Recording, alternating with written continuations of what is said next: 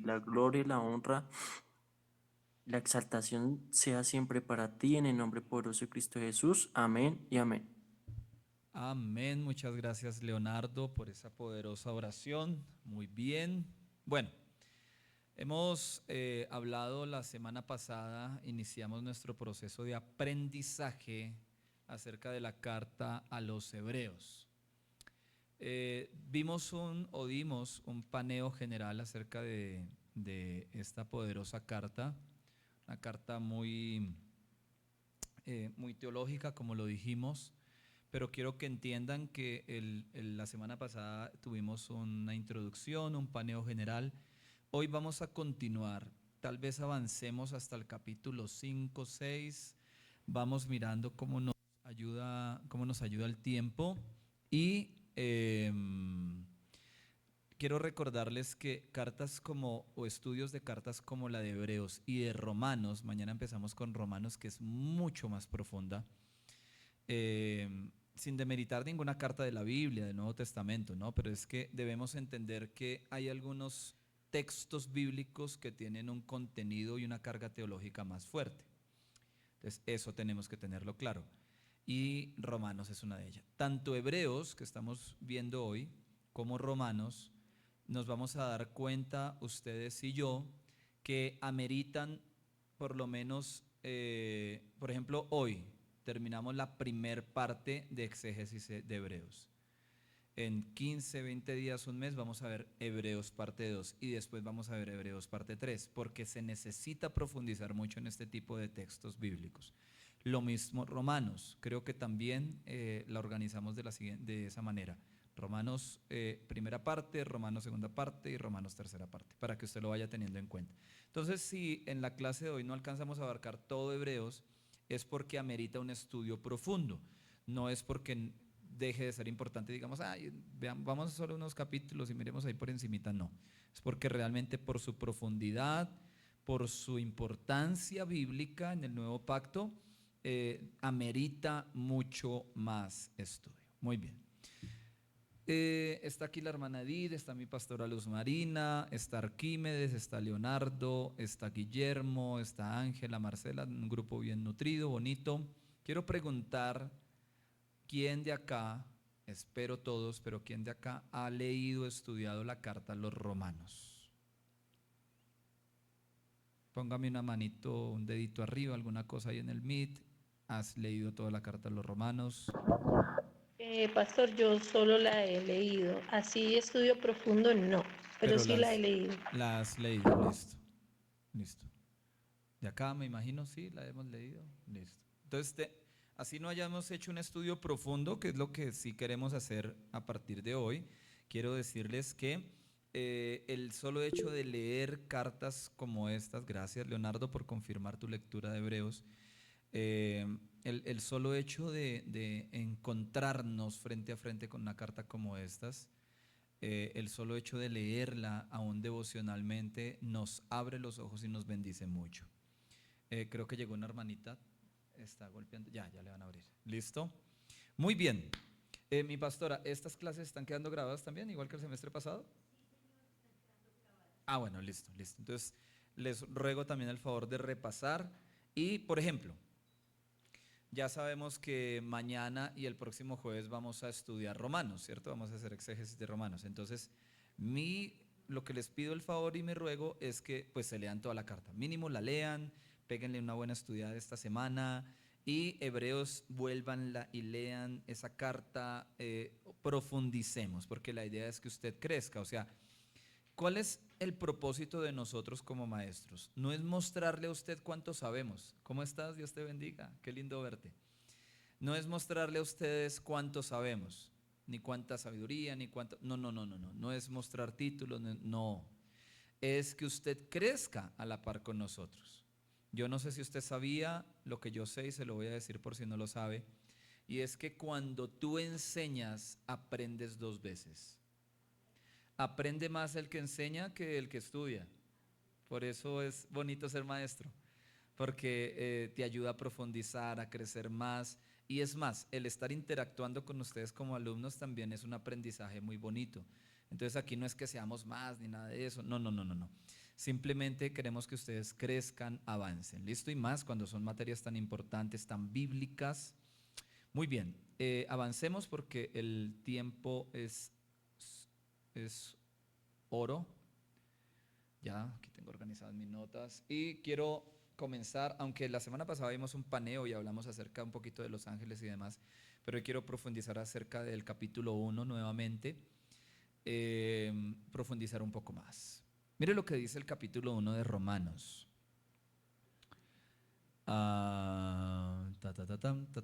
Versículo 1, capítulo 1, versículo 1, dice: Dios, habiendo hablado muchas veces y de muchas maneras en otro tiempo a los padres por los profetas. Vamos a dejar ese versículo ahí quietico y vamos a leer la versión actual de la Biblia. Permítanme, la busco, tengo el internet un poquito lentico, que me conecto del internet de mi celular y no es que sea tan rápido. Versión actual dice de la siguiente manera, el mismo versículo: hace mucho tiempo los profetas comunicaron el mensaje de Dios a nuestros antepasados. Dejémoslo hasta ahí. Quiero que entendamos, ya vimos la semana pasada la importancia de la carta, ¿no? Vimos que el tema principal de la carta a los hebreos es la supremacía de Cristo. Cristo es superior a absolutamente todo. Vimos unos versículos muy poderosos, no me quiero devolver porque quiero avanzar rápido, pero en este versículo encontramos una clave muy profunda. Vamos a ir por etapas, por lo menos hoy vamos a ver unas 3, 4 etapas muy bonitas. Confío en Dios, el tiempo me alcance, o si no, avanzamos en el segundo estudio que hagamos de Hebreos más adelante, pero espero poder avanzar.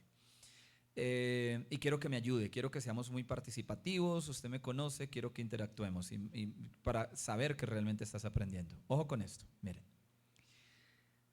En este primer versículo ya encontramos, como lo dijimos la semana pasada, a un predicador escribiendo un sermón, porque eso parece ser la carta a los hebreos, un sermón escrito muy poderoso a una generación de judíos que tal vez se están muy desanimados, que están muy cansados, que se quieren alejar del propósito de Dios y aún volver a sus tradiciones judías.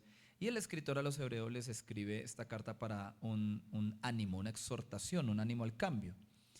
Y lo primero que empieza es diciéndoles: Dios habla. Dios ha hablado. Ojo con esto, Dios ha hablado por medio de, y ahora Dios habla por medio de. Lo que dicen los primeros versículos es que Dios ha hablado o habló a sus antepasados los judíos por medio de unos personajes llamados profetas. ¿Listo? Y después empieza a decir, ya lo leímos varias veces desde la semana pasada, empieza a decir que ahora habla por medio del Hijo. ¿Sí? Entonces, lo que dice el escritor a los hebreos: en el pasado Dios habló por medio de los profetas, ahora habló por medio del Hijo. El mensaje no cambió. El mensaje no es otro. Lo que pasa es que cuando vino el Hijo, cuando vino Jesús, amplió el mensaje. El evangelio fue conocido en su totalidad. ¿Por qué? Porque en la antigüedad, en el antiguo pacto, ellos no tenían todo el conocimiento que vino a traer Jesús y que después nosotros conocemos a través de la historia. Pero yo me quiero detener un poco ahí en los profetas. Y yo quisiera preguntarle a usted, ¿qué profetas usted conoce del antiguo pacto? Y además de cuáles conoce, cómo ellos ejercieron su ministerio. Es decir, tú me puedes decir: no, yo conozco algo de Daniel y él ejerció su ministerio, él profetizó, él hizo esto de esta y de esta manera. Alguien, por favor, que quiera participar acá en el auditorio o en el Meet, por favor. los profetas del antiguo pacto que conoces y cómo fue que ellos ejercieron su ministerio profético.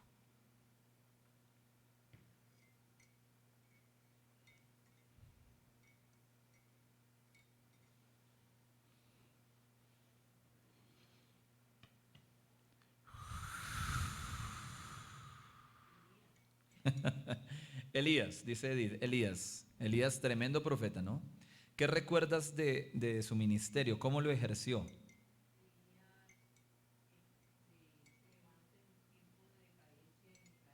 Eso,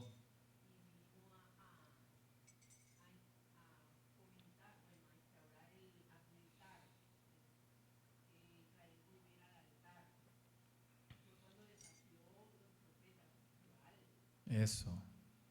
Entonces, un hombre en un tiempo de mucha frialdad espiritual, de mucha cosa fea, y que vino a, ¿qué fue lo último que dijiste? Sí, pero con los profetas de Baal, ¿el qué hizo? A desafiar a los profetas falsos, ¿no? A los profetas de Baal. Muy bien, por acá me hablaron de Elías. Alguien en el Meet, por favor, quiero escuchar sus participaciones. ¿Qué profeta recuerdas y cómo ejerció su ministerio? El profeta Jeremías Ujú. fue un hombre que le tocó sufrir harto, Ok, eh, porque este hombre le tocó profetizar siempre. Él andaba así, lo castigaran, lo pusieran, la palabra de Dios está en su boca, y siempre los reyes decían que ellos, él le profetizara solo juicio a los reyes cuando le preguntaban, pero él nunca cayó, siempre dijo la verdad. Y aunque los reyes quisieran siempre escuchar lo de los otros profetas que les profetizaban cosas buenas, pero que nunca era de Dios, no eran verdades, ellos preferían callar la voz del profeta genuino, y él siguió adelante a cumplir la tarea de nuestro ser. Tanto que el Señor le dijo un día que comprara una parcera, una tierra, aún estando en cautiverio, aún en tiempos de cautiverio. Él profetizó los 70 años de cautiverio que iba a tener la nación por su desobediencia y por su idolatría, porque él no volvió del corazón de ellos al Señor y no le hicieron caso, y por ende se cumplió la palabra del Señor que había puesto por boca del profeta Jeremías. excelente, Guillermo, muchas gracias. Se le conoce como en algunos ámbitos como el profeta llorón, ¿no? Llorón, sí, señor. Lamentaciones también. Yes, yes, yes. Sí, muy tremendo eso. Muy bien, embala a alguien, digo, escoge a alguien, Guillermo. Vamos a ver acá. Puede ser mi hermana Nubia, creo que no. Novia. No acabo de entrar y no estoy bien empapada del tema. ¿Novia no conoces ningún profeta del Antiguo Testamento? Sí, sí, pero ahorita estoy así como, Bueno, no respondo porque estás en el lugar indicado, estás en un instituto bíblico donde vas a conocer acerca del profetismo bíblico en algún momento. Muy bien, Leonardo, levantaste la mano, cuéntanos. gracias. Profeta Jonás. Jonás, ese es uno de los tremendos. Cuéntanos algo de Jonás. Pues todo empieza desde que Dios lo manda a Nínive a que vaya con una palabra de arrepentimiento Ok, y él huyó del llamado. Él huyó de la palabra que Dios ya le había dado y al fin y al cabo, tarde o temprano que la cumplió, la tuvo que cumplir. tremendo eso, ¿no, Leonardo? Muy bien. Mi pastora Luz Marina, cuéntanos, un profeta que te haya impactado y cómo fue su labor profética.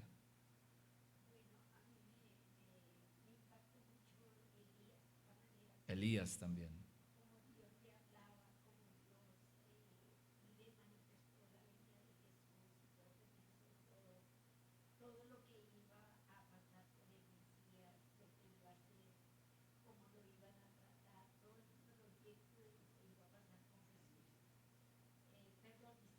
Isaías. Ah, ok, ok. Isaías.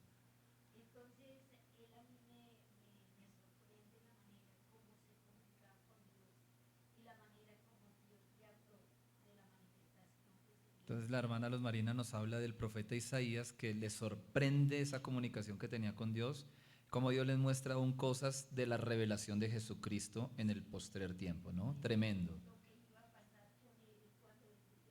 Lo que iba a pasar con Jesús, cuándo vendría todo eso. Tremendo, ¿no? Un profeta muy mesiánico y muy poderoso, uno de los profetas mayores. Guillermo, levantaste la mano nuevamente. Gracias, mi pastora. Sí, mi pastor, lo que pasa es que hablar de los profetas del Antiguo Testamento es hablar de poder, de Yes, autoridad. eso. Nomás el profeta Ezequiel, si hablamos de Mm, Jeremías, Daniel, el profeta Daniel fue un profeta que estuvo cautivo en Babilonia. Él interpretó sueños, tuvo visiones apocalípticas sobre el futuro del pueblo de Dios y sobre estos tiempos. Se le regalaron la semana 70, se le regalaron cosas muy importantes. El mismo el profeta Ezequiel, él estuvo durante el exilio de Babilonia, también tuvo muchas visiones impactantes, mensajes sobre la restauración de Israel y la necesidad de tener un nuevo corazón. Todos fueron importantes y aún los profetas menores, porque hablar de Joel es un libro que habla sobre plagas, sobre langostas, sobre el ejército del Señor, sobre el día del Señor, pero también hay algo muy importante en el profeta Joel, que es la promesa del Espíritu Santo que se cumplió en Hechos 2. Entonces, no hay que dejarlos como un lado de profetas menores que tuvieron mucha revelación y mucha trascendencia y marcaron un antes y un después porque fueron profecías que se están cumpliendo con poder. muchas gracias, Guillermo, por esas apreciaciones. Gracias por los que han participado. Bueno, yo creo que el escritor a los Hebreos da o empieza su carta hablando de los profetas, porque son tal vez la primer señal evidente de que Dios habla. Tú lees la Biblia y Dios empieza a manifestarse de una manera muy fuerte a través de personas, de seres humanos, y utiliza seres humanos que se dejan usar por Dios, lógicamente, para hacer su voz, para hacer oír su voz aquí en la tierra. Yo creo profundamente en el ministerio profético, profundamente. Yo creo profundamente en aquellos hombres y mujeres de Dios. Estos días, de hecho, fuimos muy atacados, mi esposa y yo, por familiares nuestros, que siendo cristianos atacaron mucho en nuestro ministerio de una manera muy fuerte a raíz de esto. Y pensaba yo y recordaba que el ministerio profético, si no es el más, es uno de los más perseguidos. ¿Por qué? Porque el enemigo va a hacer todo lo posible para que la voz de Dios no se oiga. Entonces, el ministerio profético, si no es el más atacado, es uno de los más atacados. Es muy fuerte, es una cosa muy, muy fuerte. Y con mi esposa lo hablábamos y tuvimos que tomar aún decisiones, lo que les digo, con familiares que siendo cristianos atacaron nuestro ministerio de una manera muy fuerte. Y así, y yo quiero hablar un poco de esto, ¿no? Yo quiero hacer un paneo general de quiénes, no de quiénes fueron cada uno, pero sí de lo que Dios permitió que vivieran y experimentaran y algunas características que tienen los profetas del antiguo pacto. Porque recuerde que en el nuevo pacto también hubo profetas. Lo que pasa es que aquí en Hebreos está hablando de los profetas que hablaron a los antepasados de Israel. Entonces tenemos que hablar de ellos, de los del antiguo pacto, ¿listo? No podemos centrar nuestra atención en esta clase en los profetas neotestamentarios ni en los profetas modernos porque no aplica. Esta clase y estos versículos aplica, recuerde que estamos haciendo exégesis. No podemos meterle al texto lo que no dice. Aquí está hablando es de los profetas del Antiguo Testamento, del Antiguo Pacto. Nos vamos a centrar en ellos. Algunas características de estos profetas. Número 1, eran llamados por Dios. Algunos de ellos fueron formados por otros profetas. El caso de Eliseo fue formado por el profeta Elías. Pero si usted nota la historia bíblica y ha leído el Antiguo Testamento a cabalidad, alguien dijo que uno debería leerse la Biblia por lo menos una vez cada año. Yo llevo 25 años, así que ya debí haberme la leído 25 veces. Me la he leído unas veces más. Pero mínimo, dijo alguien que un cristiano verdadero debería leerse la Biblia una vez al año. Por ahí escuché al profeta Moisés Bell alguna vez decir que uno debería pasar por lo menos mínimo 45 minutos frente a la Biblia, leyéndola, estudiándola. Un cristiano normal, no estoy hablando de un predicador, de un pastor. Cierro comillas, debemos conocer la Biblia, debemos conocer la palabra. Y más a estas alturas del seminario bíblico, vuelvo y les digo, léanse Hebreos, léanse Romanos, empiecen un proceso de más profundización. Cierro comillas nuevamente, el tema es que los profetas del antiguo pacto tenían estas características. Uno, eran llamados directamente por Dios, gran parte de ellos. Usted no ve, por ejemplo, a Jonás en una escuela de profetas, pues no lo vemos, en su libro no está, no podemos asegurar que sí, que no, pero el libro no, la Biblia no lo dice. No lo vemos que haya tenido ese padre que lo formó, no sé qué. Simplemente empieza el libro donde Dios le habla, lo llama a una tarea específica. Lo mismo pasa con Daniel en la cautividad de Babilonia. Hay un proceso personal con él. De hecho, que él se convierte en primera instancia cuando es joven, junto con otros 3 muchachos que están en cautiverio, como en el líder de ellos, en el que los enfoca, les ayuda a decir: hey, no comamos de la comida del rey, no nos contaminemos. Elías es un tipo que aparece, no sabemos quién fue el papá, quién fue la mamá, no sabemos. Sí, la gran mayoría de los profetas del antiguo pacto no tuvieron un impulso de un ser humano. Más bien, el impulso vino directamente de parte de Dios. El ruaj de Dios, el viento de Dios, el soplo de Dios los tocó, los llamó, se encontraron con Dios. Número 2, otra característica, los profetas del antiguo pacto, escúcheme esto porque es muy importante, muchos de ellos tenían una frase en común: vive Jehová en cuya presencia estoy. Eran gente de monte, eran gente de secreto, eran gente de desierto, eran gente de oración, eran gente, ahorita ustedes nombraron a uno, creo que es uno de los más vistosos y conocidos, el profeta Elías, un profeta de fuego, profeta que tenía fuego en su boca, que hacía caer fuego, que cuando llovía, cuando no quería que lloviera no llovía, que cuando, bueno, un hombre de Dios tremendo. Y este hombre era un hombre que perseveraba en la presencia de Dios. Y me gusta mucho esa frase: vive Jehová en cuya presencia estoy. Me gusta muchísimo esa frase, porque yo creo que es la frase, aunque no todos la dijeron, no todos los profetas del antiguo pacto la dijeron, pero era evidente que era gente de oración, que era gente que permanecía en la presencia de Jehová de manera continua.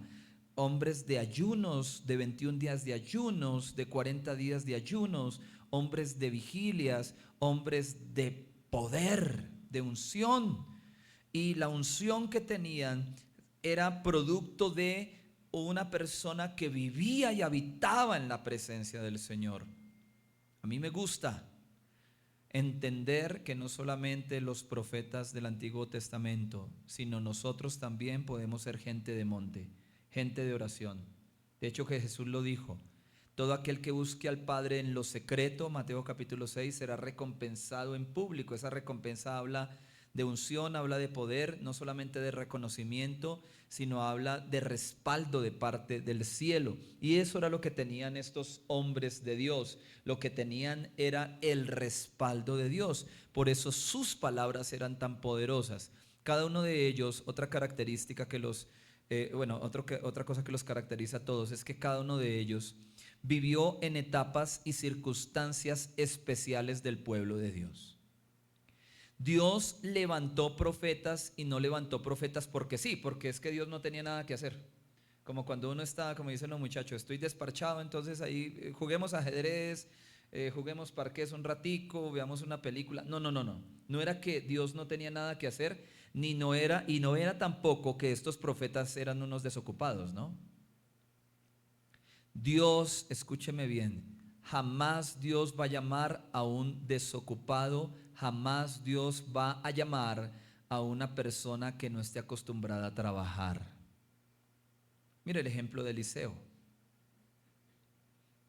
sea, el hombre era trabajador, tenía sus bueyes, sus cosas ahí, su finca, su medio parcelita o su fincota, no sé.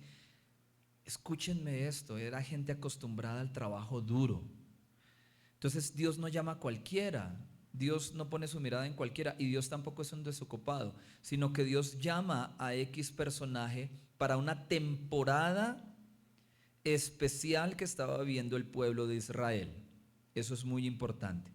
Es decir, cuando Dios llamó a ciertos profetas fue porque tenía un propósito y un plan con ese hombre. Punto. Características. Otra característica general de los profetas fue la persecución, el dolor, las situaciones difíciles. Gran parte de los profetas del Antiguo Testamento, si no fueron asesinados, fueron perseguidos, fueron encarcelados, los querían matar. Ustedes nombraron algunos de ellos. No estoy en clase de profetismo, simplemente estoy hablando acá haciendo recuerde usted que el escritor de Hebreos siempre hace un paralelismo. Usted va a encontrar ese paralelismo entre lo que se está viviendo en el nuevo pacto y el antiguo pacto. Es un conocedor, eso lo vimos la semana pasada, es un conocedor muy fuerte de las sagradas escrituras del Antiguo Testamento. ¿Listo? Entonces por eso usted va a encontrar estos paralelismos todo el tiempo en el libro de Hebreos. Y ellos fueron muy perseguidos, muy perseguidos. Y se dice de Isaías que tal vez no fue solamente un personaje llamado Isaías, sino que parece ser que fueron 3 profetas. Parece ser que fueron 3 profetas y el libro de Isaías se podría dividir en 3 secciones y cada una de esas secciones se habla de la profecía de uno de ellos, de cada uno de ellos. ¿Listo? Vuelvo y le digo, no puedo profundizar en esto porque no compete la clase, pero para que usted vaya teniendo un paneo general de los profetas del Antiguo Testamento. Un tipo como Jonás. Me gusta también que hayan profetas. Perdón, antes de entrar en cosas particulares, ya estoy hablando de cosas particulares, todavía estamos en los temas generales. Por ejemplo, otra característica general de los profetas, además de la persecución. Cuando usted ve, existe en el Antiguo Pacto 12 libros que se conocen como los profetas menores, ¿cierto? Y 5 libros que se conocen como los profetas mayores. Eso hay que tenerlo muy en cuenta. Ahora, es importante entender que los profetas menores no eran menos importantes que los mayores. Se les llaman profetas menores por la extensión del libro. Por ejemplo, Joel, creo que son como 4 capítulos. Jonás son como 3, 4, ¿sí? Isaías son mucho más de 50. Ezequiel, ahorita en la iglesia estamos haciendo el devocional leyendo Ezequiel, ha sido muy poderoso. Ezequiel también, varios capítulos. Jeremías, varios capítulos. Jonás, poquitos. Joel, poquitos. Abdías, poquitos. Entonces, quiero que ustedes entiendan esto. No porque se les conozca como profetas menores a los primeros 12, quiere decir que estos 12 profetas menores o estos 12 libros que escribieron estos profetas menores son menos importantes que los profetas, los cinco profetas mayores, los 5 libros más grandes.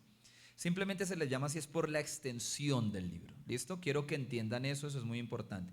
Eso es otra característica importante el profetismo del Antiguo Testamento. Ahora sí vamos a hablar de cosas más personales. Por ejemplo, Elías. Por ejemplo, Natán. Por ejemplo, Eliseo. Por ejemplo, Samuel. Estos profetas, algunos de ellos, no, Samuel sí tiene nombres de sus libros, primero y segundo de Samuel, pero lo que fue, perdónenme, es que tengo un malestar fuerte. Lo que fue Elías, Eliseo, Natán, por ejemplo, estos 3 que recuerdo ahorita, fueron profetas del Antiguo Testamento muy importantes, pero no hay un libro que se adjudique a su nombre. Pero fueron profetas muy importantes. No quiere decir, ojo con esto, que porque Elías no tiene un libro a su nombre, Porque ¿dónde encontramos a Elías? Por allá en Reyes, ¿sí o no? Lo mismo Eliseo. Entonces no quiere decir que porque ellos no tengan un libro adjudicado a su nombre sean menos importantes que los otros que sí tienen un libro como Isaías. ¿Sí? Eso es muy importante. Hablemos un poquito de algunos nomás, unos 2 o 3. Jonás, me llama la atención Jonás, porque es uno de los profetas que lo que profetiza no sale. Dios le habla a Jonás. Jonás, te me vas para Nínive. Usted conoce la historia, no hace caso, bla, bla, bla, se va para otro lado. Él prefiere, en vez de irse a Bogotá, se va para Miami. Entonces pasan cosas, el pez se lo traga, lo vomita en la playa de Nínive. Yo creo que es uno de los, muchos de nosotros entendemos lo que es ser un profeta con olor a vómito, cuando no queremos hacerle caso a Dios. Ay, ay, ay. Cuando Dios nos llama y de pronto nos hacemos los de la oreja gorda y de pronto nos tiene que tragar un pez y después oler a vómito. Eso es duro. Y entonces Jonás lleva una palabra de parte de Dios, recuerde usted. Y la palabra es: vaya a Nínive y dígale que voy a acabar con todo. El hombre llega a Nínive, predica, profetiza, y Dios no acaba con Nínive por una razón. ¿Por qué es el cambio de decisión de Dios? Porque Nínive se arrepiente. Entonces aquí hay algo claro, ¿no? El profeta no se equivocó. Jonás no se equivocó. No fue un falso, no fue que se equivocó en la profecía. No, es que el propósito de Dios no era matar gente. El propósito de Dios era el arrepentimiento de la gente. Y la gente se arrepintió. Si ellos no se hubieran arrepentido, la palabra se cumple a cabalidad. Pero al ellos arrepentirse, mire, si ellos se arrepienten y Dios aún así los acaba, Dios no se conocería como un Dios justo. Dios no es bueno ni malo. No, ojo con eso. Dios no es bueno ni malo. En Él habita la bondad. Él es la bondad. No es que Él tenga cosas buenas, es que Él es bueno por naturaleza. Él no posee maldad alguna. La Biblia dice que Él no puede ser tentado siquiera. Escúcheme esto, no es que haya bondad, es que Dios tenía un poquito de bondad ese día o tenía un poquito de maldad ese día y quería matarlos y el otro día ya apareció con un poquito de bondad. No es eso, es que Dios es justo. Y en su justicia, al ellos arrepentirse, ¿qué sucede?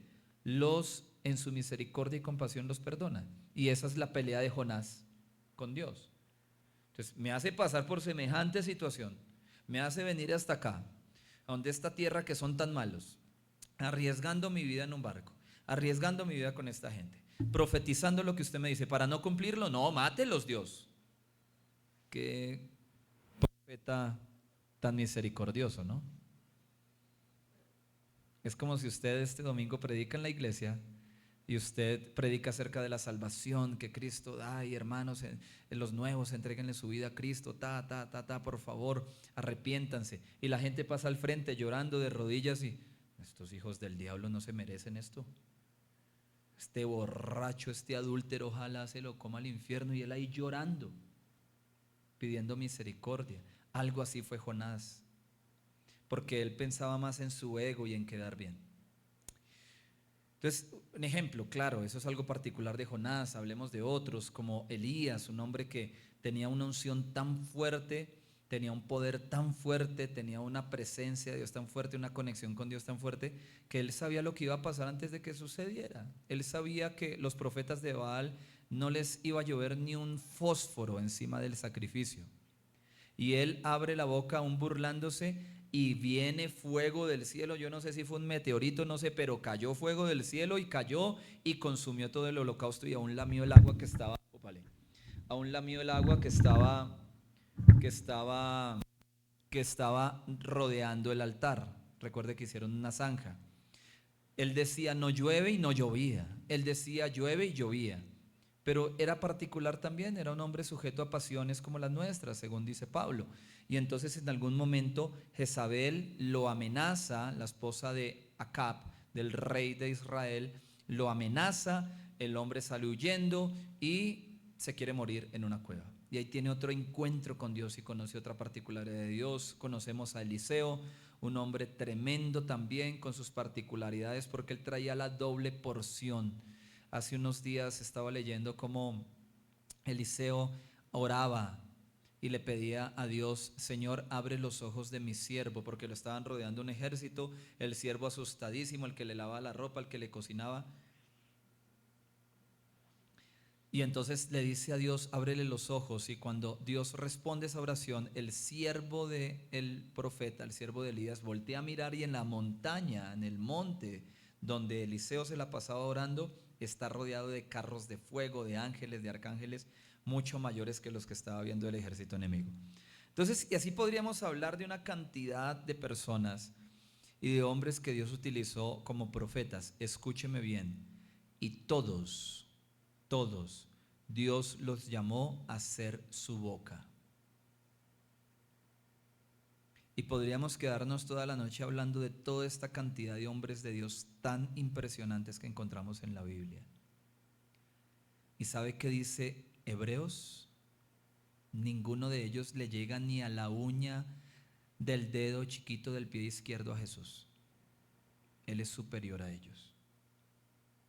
No es que Elías era fuego, es que ese hombre abría la boca, y es que no sé qué, y es que Isaías por aquí, y es que él declaró lo que iba a pasar en el futuro, y es que Daniel también, y es que Daniel lo podemos conectar con el libro de las revelaciones de Apocalipsis, y Ezequiel también, y qué cosa tan impresionante, y esa visión que tuvo Ezequiel en el capítulo 37 del Valle de los Huesos Secos, qué revelación tan violenta, y no se pueden comparar en lo minúsculo con Jesús, porque recuerde usted, Hebreos nos habla de la supremacía de Cristo.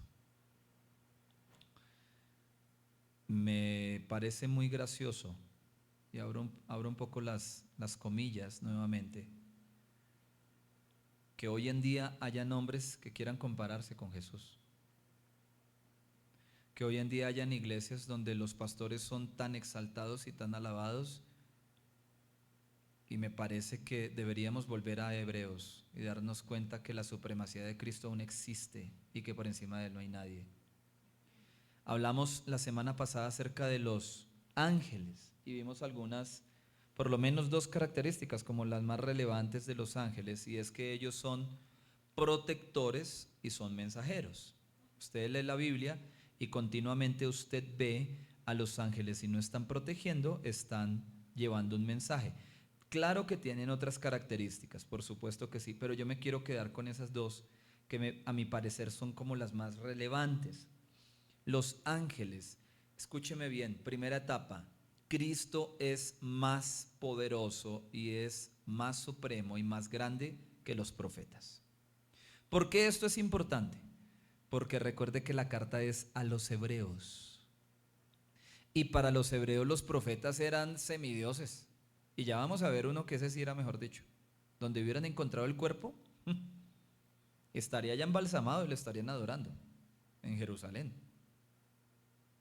Escúcheme esto: para los antiguos hebreos y judíos, para estos que son los primeros receptores, recipientes de esta carta, los profetas eran lo último. Pero ahora llega la carta y les dice: no, señores, ustedes que quieren volver atrás, ustedes que quieren volver a los rudimentos del judaísmo, quiero decirles que ninguno de ellos que profetizó y que abrió la boca para que la voz de Dios se escuchara es más importante que Cristo. Primera etapa. Segunda etapa, los ángeles. Vuelvo y les digo, la semana pasada vimos algo. Vamos al capítulo 2, por favor. Capítulo 2 de Hebreos.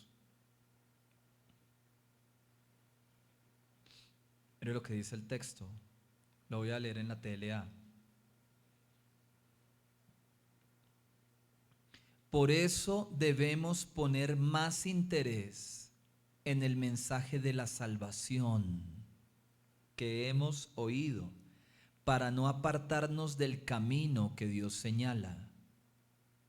Si el mensaje que anunciaron los ángeles, mire cómo le dice la Reina Valera, Porque si la palabra dicha por medio de los ángeles, vuelvo a la TLA, si el mensaje que anunciaron los ángeles resultó ser verdad y quienes no lo obedecieron recibieron el castigo que merecían, con más razón seremos castigados nosotros si no reconocemos el gran valor de la salvación que Él nos ofrece. Porque el Señor Jesús mismo fue el primero en comunicar el mensaje de salvación. Y después los que oyeron ese mensaje nos demostraron que era verdad. Dios también nos lo demostró por medio de muchas señales y de acciones maravillosas y también con milagros. Además, cuando lo hizo, les dio el Espíritu Santo a quien Él se lo quiso dar. Sigamos en la lectura, verso 5. Dios no ha puesto a los ángeles como jefes del mundo en que vamos a vivir en el futuro. En ese mundo el jefe será otro, pues la Biblia dice: Dios, ¿qué somos los mortales para que pienses en nosotros y nos tomes en cuenta? Nos creaste casi iguales a los ángeles. Nos trataste como a reyes. Nos diste plena autoridad sobre todo lo que hiciste. Nos diste dominio sobre toda tu creación. Y si Dios le dio dominio sobre toda la creación, eso quiere decir que nada de lo creado queda fuera de su gobierno. Claro, todavía no vemos que Él gobierne sobre todas las cosas. Verso 9. Pero Dios nos ama y envió a Jesús a morir para salvarnos. Por eso, aunque Dios permitió que por algún tiempo Jesús fuera menos importante que los ángeles, ahora Jesús ha recibido gloria y honor. Dejémoslo hasta ahí. ¿Qué está diciendo el autor? Dos cosas importantes. La primera, si para los judíos la revelación angelical era muy importante, el autor les está diciendo impresionante. Esos dos, por ejemplo, que llegaron a Sodoma y Gomorra, su anuncio fue, porque ellos llegaron a traer un anuncio de parte del cielo, su anuncio fue: esto se acabó, no va más, Sodoma y Gomorra se termina. ¿Y de qué manera terminó, no? Recuerde usted otra etapa en Génesis donde los ángeles trajeron mensajes. A Abraham, por ejemplo, viene ángel y le dice: Señor Abraham, su esposa va a quedar embarazada, en 1 año nos vemos. Y por allá Sara estaba toteada de la risa. No, pues, ¿qué le pasa? Este está loco. El ángel se le corrió el champú. Traían mensajes, y mensajes muy importantes. Mire cuando Abraham, ya siendo padre, sube con el niño, con el muchacho, ya estaba grandecito, a un monte, con el fuego, con la leña y con el cuchillo. Tiene amarrado al niño, levanta la mano para asesinar a su hijo, porque la voz que escuchó le dijo que esa era la manera de agradarlo. Y un ángel viene, pero yo creo que, mire, usted ha visto películas de esos superhéroes a la velocidad de la luz. Ese ángel no voló, él se teletransportó, llegó a toda velocidad, dijo: no mates al muchacho. Ese tipo de mensajeros, de ángeles mensajeros, uno dice: wow, impresionante todo lo que podemos encontrar en el antiguo pacto acerca de el ministerio de los ángeles, el servicio de los ángeles. Ahora, la Biblia dice que los seres humanos son un poco menor que los ángeles. Es decir, cuando Jesús se hizo ser humano, se hizo, como lo acabamos de leer, un poco menor que los ángeles. Pero escúcheme bien, aunque Jesús, por su propia decisión, lo hizo, ninguno de esos ángeles, absolutamente ninguno, se proclamó mayor que él. siempre lo reconocieron. En algún momento hay un pasaje que me gusta mucho, donde Jesús dice, si yo hubiera querido, hubiera llamado yo no sé cuántas legiones de ángeles a que me defendieran. Creo que se lo dice por allá algún apóstol que sacó andaba con el machete todavía. Es decir, aunque Jesús se hizo como un ser humano y no tenía como ser humano, los seres humanos no tenemos el poder de los ángeles, aunque Jesús lo hizo, escúcheme bien, los ángeles seguían estando sujetos a Jesús, porque Jesús, aunque estaba en un cuerpo terrenal humano, seguía siendo 100% Dios. Los ángeles, donde Jesús hubiera dicho, necesito acá a alguien que venga y me defienda, hubieran llegado ipso facto. Entonces no existe, bíblicamente no existe algo que nos diga que algún ángel por poderoso, algún arcángel, usted lee la Biblia y se encuentra con unos seres extraordinarios y que si usted los viera hoy se asustaría. Esos que tienen, yo no sé, las alas por aquí y ojos por todo lado, yo creo que nos daría muchísimo temor encontrarnos con un ser de esos, un ser angelical de esos, que cargan tanta gloria, tanto poder. Ninguno de ellos se puede parecer en esto a Jesús, la supremacía de Cristo. ¿Qué le está diciendo el escritor a los hebreos? ¿Ustedes consideran que los ángeles en la antigüedad fueron muy importantes? ¿Que fueron muy poderosos, que eran los mensajeros más importantes y que por aquí y por allá? Pues les tengo una noticia: Jesús es más grande. Y yo creo que es una buena noticia y llevando, escúchenme bien, haciendo este estudio, esta exégesis, quiero que la tengamos muy en cuenta. Creemos en los ángeles. Creemos como cristianos en el ministerio de los ángeles y en su servicio para Dios, en la adoración para Dios y su servicio, y en el servicio a la iglesia. Claro que sí. Pero jamás, jamás, escúcheme bien, jamás serán dignos de esta mísera, pequeña parte de la adoración que le podemos dar a nuestro Señor Jesucristo. Jamás. ¿Por qué lo digo? Porque hay cristianos que se equivocan.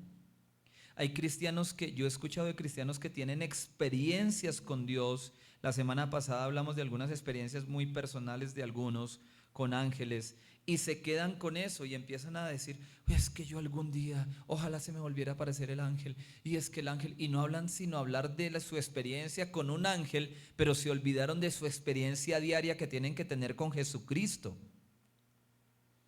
No sé si me esté haciendo entender. Mire lo que dice más adelante, versículo 14 del capítulo 2. Estoy leyendo en la TLA, poco más entendible. Nosotros, dice el escritor, nosotros seres de carne y hueso, me gusta como lo dice esta versión, nosotros seres de carne y hueso, por eso Jesús se hizo igual a nosotros, lo que les estaba diciendo. Solo así podía morir para vencer al diablo, que tenía poder para matar a hombres y mujeres. Con su muerte Jesús dio libertad a los que pasaban la vida con miedo a la muerte. Quedó claro que Jesús no vino para ayudar a los ángeles, sino a los descendientes de Abraham. Para poder ayudarlos tenía que hacerse igual a ellos. Por eso Jesús es un jefe de sacerdotes en quien se puede confiar, pues está lleno de amor para servir a Dios. Además, por medio de su muerte, Jesús logró que Dios el Padre nos perdonara de nuestros pecados, y como Jesús mismo sufrió y el diablo le puso trampas para hacerlo pecar, ahora cuando el diablo nos pone trampas, Jesús puede ayudarnos a todos. Ningún ángel puede hacer eso. Ningún ángel puede hacer lo que hizo Jesús. Dos cosas importantes. La primera, dar salvación. Si hubieran hecho un escaneo, un paneo, una reunión en el cielo y Dios hubiera dicho, bueno, necesito salvar a los seres humanos porque van camino a la condenación, a la muerte eterna. Quiero que estén conmigo. A ver, aquí, vamos a hacer, ¿me pueden pasar las hojas de vida? A ver, ¿quién? El arcángel Gabriel tiene estas características y estas. De pronto aplica por aquí esto, pero no me sirve. y acá Miguel también, y acá ninguno. Ninguno tenía la capacidad de salvar. Ningún ángel tiene la capacidad de salvar. Solamente la sangre de Cristo, del precioso Cordero de Dios inmolado en la cruz, pudo traer salvación al ser humano. Ningún otro ser celestial.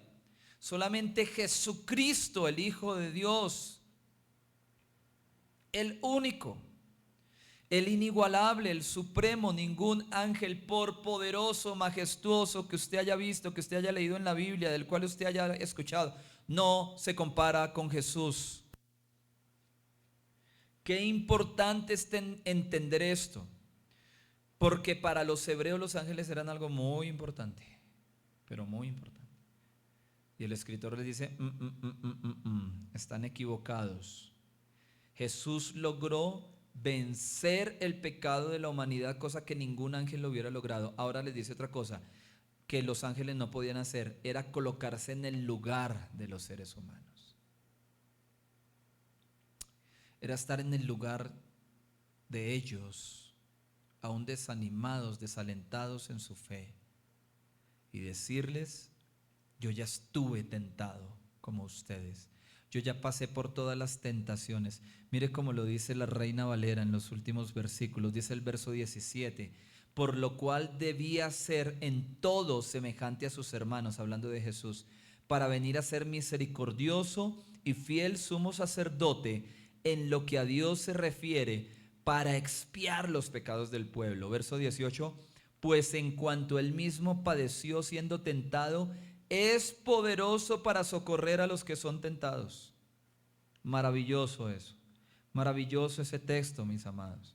Yo quiero que ustedes entiendan hoy algo muy especial. Quiero que entiendan algo muy poderoso. Quiero que ustedes sepan que el único que pudo expiar los pecados tuyos y míos, y el único que pudo expiar los pecados de esta generación de hebreos, fue Jesús.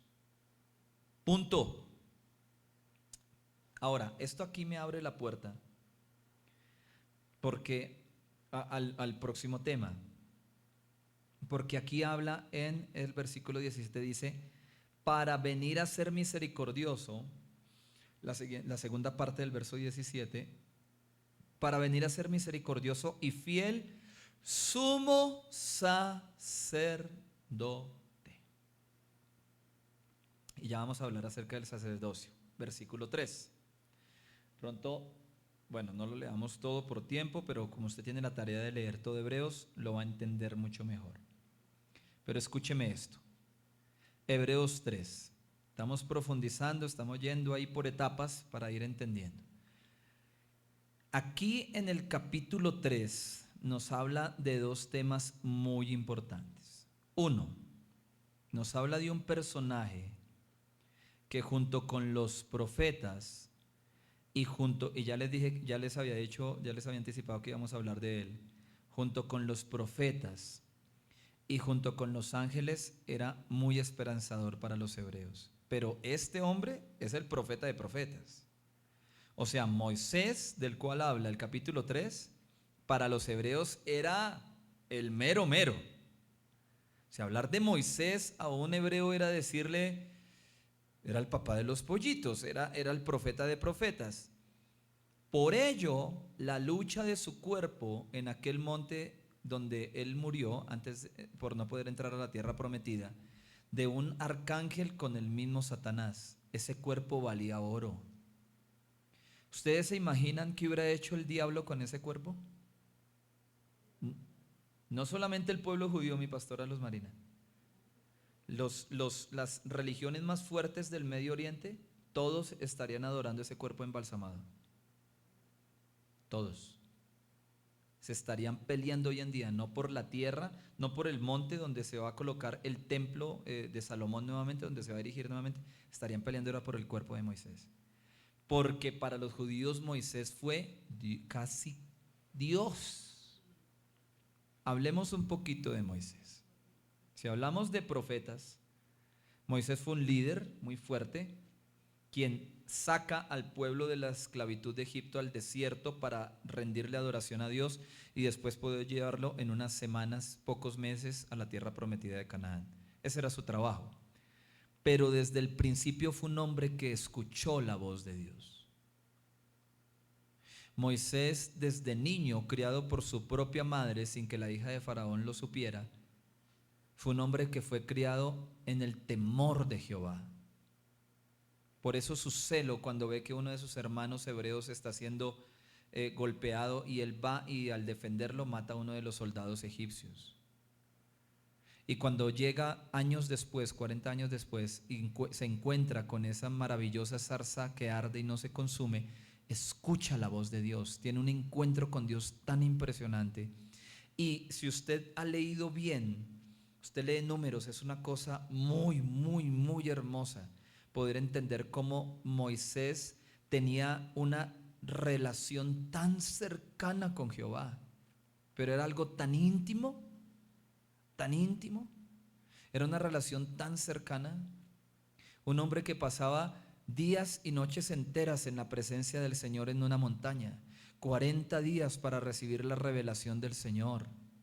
Yo creo que Moisés, por supuesto que les enseñaba a los hebreos y nos enseña a nosotros lo que es realmente pasar tiempo en la presencia de Dios, lo que es ser un humano común y corriente y realmente conocer la esencia de Dios, verle las espaldas a Dios, subirse a un monte que humea y nadie más podía, ni siquiera los animales, acercarse porque iban a morir. Y el único que podía estar en la presencia de Dios y al bajar con su rostro resplandeciente fue un hombre llamado Moisés. Casi nadie. Hace poco murió un hombre de Dios, un profeta de África muy, muy, muy fuerte, un hombre que Dios usó de una manera muy impresionante. Y alguien hablaba de él, decía, y murió muy joven, decía, si él no hubiera muerto, se hubiera convertido en un problema para esta generación.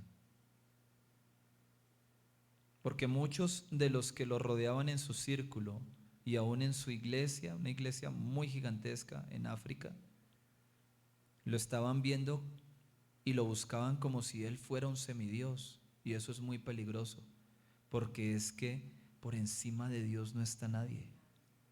Y a Moisés lo idolatraban prácticamente. Yo quiero decirle algo.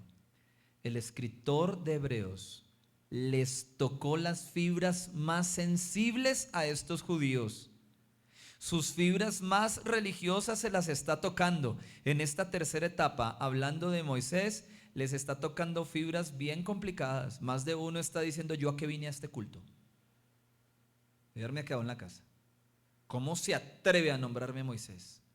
Bueno, está bien, los profetas se los paso, está bien, los ángeles se los paso, pero mi Moisés no me lo toque. ¿Por qué? Porque el ser humano tiene una tendencia a la idolatría. El ser humano tiene una tendencia a la exaltación al mismo ser humano. Yo he visto hombres y he tenido que sanar personas en mi iglesia que en otros lugares han visto cómo se exalta, y no es ni siquiera culpa del siervo de Dios, un hombre muy usado por el Señor, pero no es ni siquiera culpa de ese hombre usado por Dios, sino que el círculo que lo rodea, por la tendencia idolátrica, lo ven como, ay, es intocable, no se le acerquen porque le cortan la unción, le quitan la unción, le quitan. No.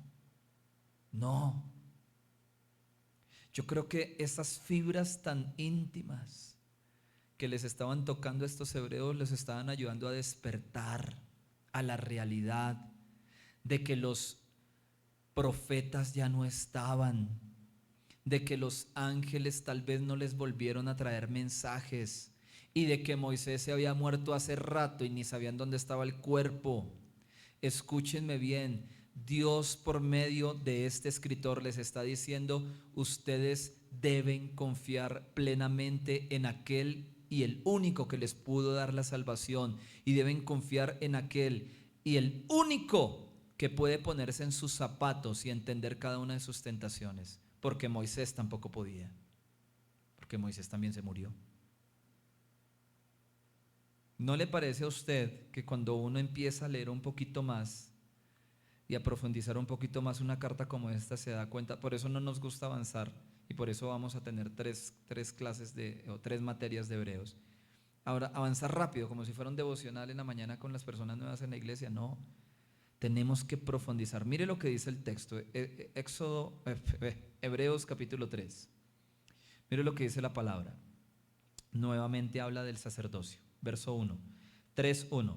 Por tanto, hermanos santos, participantes del llamamiento celestial, considerad al apóstol y sumo sacerdote de nuestra profesión. Recuerda que en el final del capítulo 2 hablaba del sacerdocio.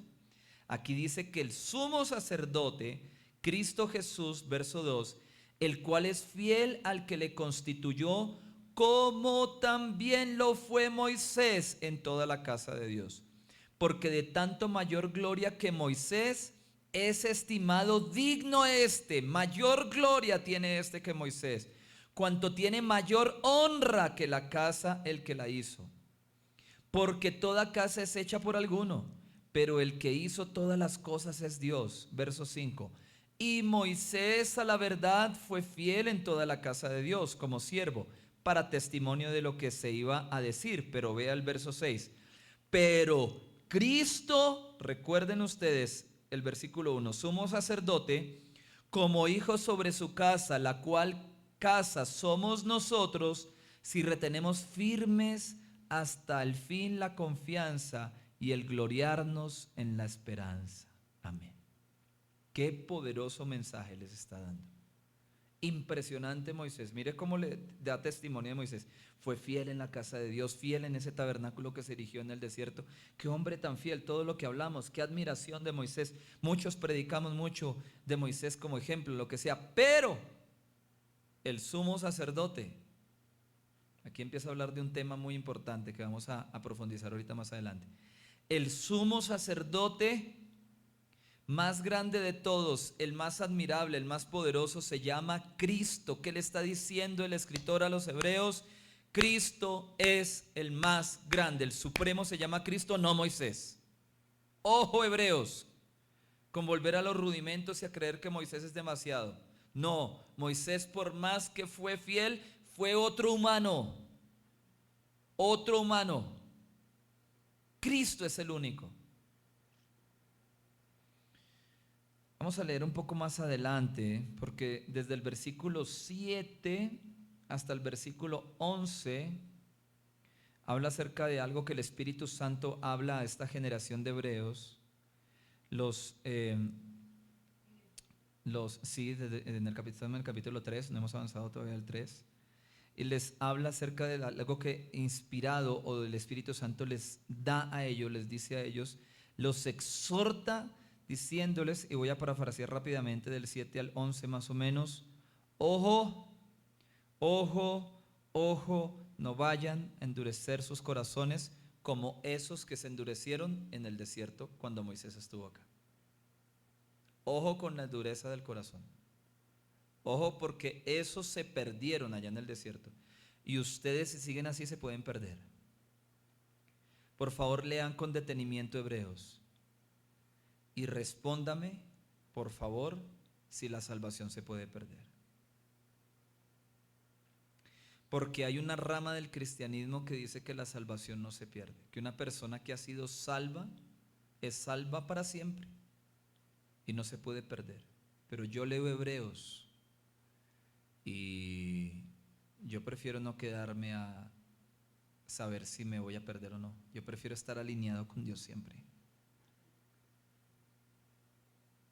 Ojo con Hebreos, porque Hebreos nos abre una puerta grandísima para experimentar no solamente la salvación tan grande que Cristo Jesús nos puede dar, sino para entender, y era lo que el escritor les quería hacer entender a los hebreos. Ojo, porque ustedes pueden, así como esa generación con Moisés se perdió en el desierto porque provocaron a Dios y lo tentaron más de una vez y no pudieron entrar a la tierra prometida, a ustedes les puede pasar lo mismo, señores hebreos.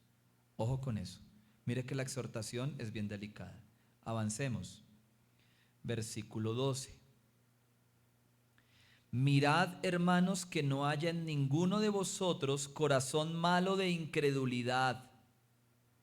Lo voy a leer en la tele, verso 12. Cuidado, hermanos, no piensen en lo malo, ni dejen de confiar en el Dios que vive para siempre, para que no se aparten de él. Al contrario, mientras aún queda tiempo, cada uno debe animar al otro a seguir confiando. Así nadie dejará de obedecer a Dios, ni pensará que si peca, hace el bien. Mire el texto. ¿Será que esta gente estaba o no estaba desanimada? Al principio, cuando confiamos en Cristo, nos hicimos compañeros suyos. Y si no dejamos de confiar en Él, seguiremos siendo sus compañeros siempre. Verso 15. Por eso la Biblia dice: si hoy escuchan la voz de Dios, no sean tercos como aquellos israelitas que no quisieron obedecerlo. Terminemos la lectura. Verso 16.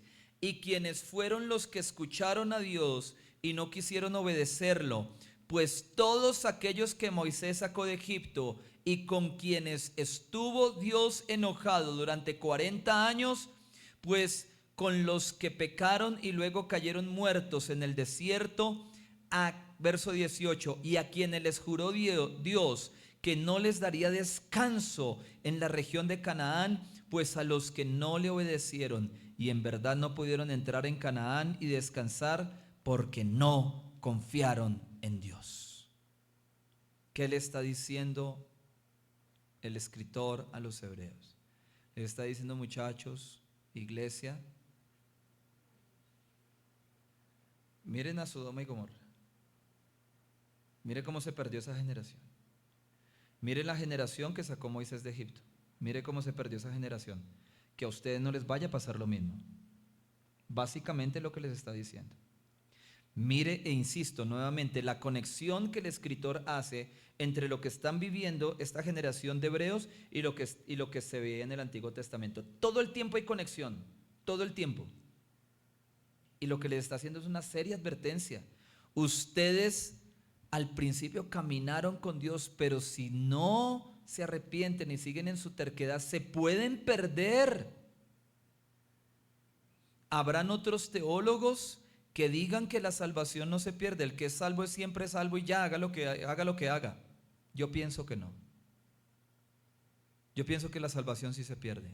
Yo leo la Biblia, yo leo Hebreos y yo me encuentro con unos textos tan profundos y tan fuertes que me enseñan a mí: hey, ojo Alex, Alex, el domingo pasado en la iglesia te usé mucho. La gente fue llena del Espíritu Santo, la gente fue sanada de sus enfermedades, hubo profecía, hubo bendición del cielo, la gente fue impactada por Dios. Sí, Alex, tú eres muy grande, no sé qué, tú no eres nadie delante de Cristo. Ojo, porque tú, aún sirviendo al Señor, te puedes perder. Porque esta gente le había servido al Señor. Esta gente habían caminado con Dios. No le está hablando a gente impía, no le está hablando a gente que no ha ido a la iglesia, no, le está hablando a gente que está en la iglesia y quieres volver atrás. No sé si me esté haciendo entender. Quiero tener unos minutos para escuchar algunas apreciaciones. Por favor, alguien en Meet que nos quiera decir algo de lo que hemos visto hasta este momento. Apenas vamos en el capítulo 3. Guillermo, por favor, te escuchamos. Pastor, la otra vez yo, en unos estudios que había hecho también, nos pusieron a estudiar sobre soteriología, que era la ciencia que estudia la salvación, y hacer un estudio basado en que, pero con argumentos, demostrar que si se perdiera la salvación o no. En el caso mío, porque como eso es muy personal, yo también hice un estudio y lo envié, y mi conclusión para mí era que la salvación se puede perder. Porque la palabra dice que llegaron muchos ahí y dijeron: nosotros profetizábamos, hicimos tantas cosas en tu nombre, y el Señor dijo: apartados de mí, hacedores de maldad, no os conozco. La idea es no tanto lo que uno haga, sino que el Señor lo conozca a uno y hacer las cosas conforme a su palabra, porque no hay que descuidar la salvación, mismo dice la palabra, si la descuidamos como un regalo. La salvación es un regalo del Señor, porque dice que por gracia fuimos salvos. Gracia es un regalo no merecido.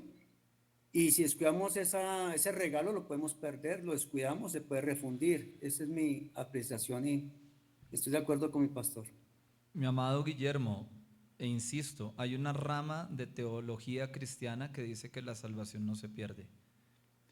Yo creo que profundizando en la Biblia nos damos cuenta que la salvación es algo que se puede perder. El mismo apóstol Pablo le dijo, no sea que yo siendo heraldo para ustedes venga yo a perdición.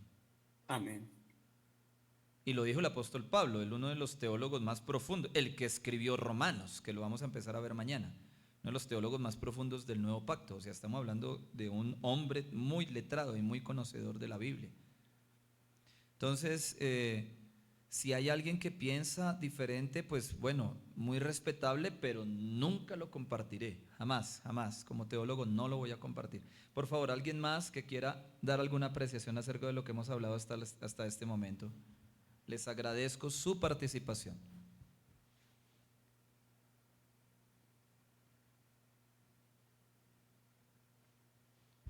Hoy están, pero que se hablan. O entendieron todo o no entendieron nada. Por acá, escuchemos a alguna de las hermanas del auditorio. Yo veo este auditorio lleno el domingo, en el nombre del Señor, lo veo lleno.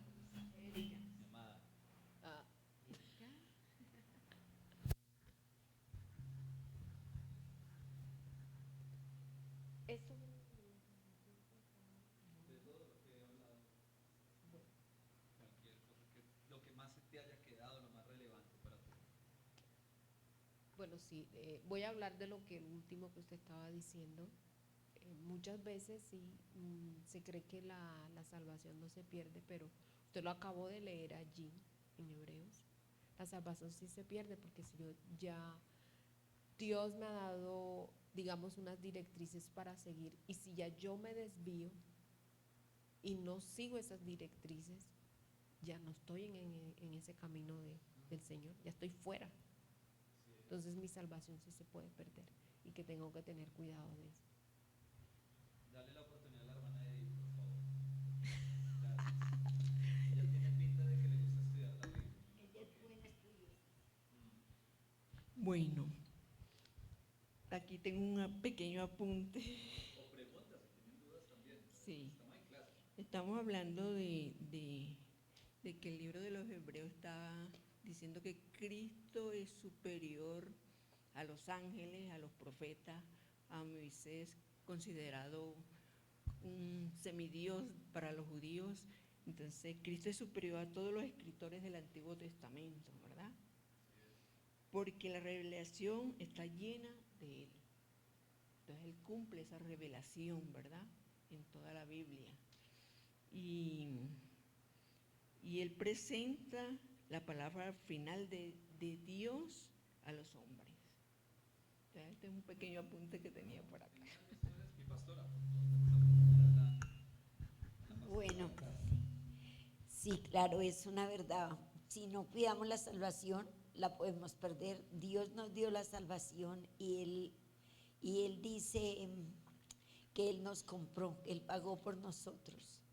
Pero es de cada uno de nosotros, como Él nos dio la libre decisión de tomar el camino del bien o del mal. Y de acuerdo a lo que nos enseña aquí, nos están confirmando que si nosotros no tomamos esa salvación, o sea, si nos descuidamos la podemos perder, literalmente así lo dice la Biblia. No podemos descuidar esa salvación tan grande que Dios nos entregó, sino que puede ser con algo pequeño. Por eso dice, cuídate de las cosas pequeñas, porque puedes perder tu salvación. O sea, eso es un hecho.